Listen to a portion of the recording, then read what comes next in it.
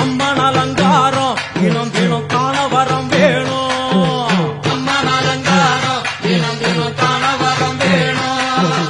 அம்மன் அலங்காரம் கண்டுவிட்டா நம்ம குறை தீரும். அம்மன் அலங்காரம் கண்டுவிட்டா நம்ம குறை தீரும். அம்மனுக்கு விரதம் ஆதி முதல் இன்று வரை வழக்கம்.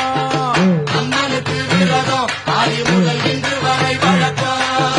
சமயபுரத்தில் நம்மை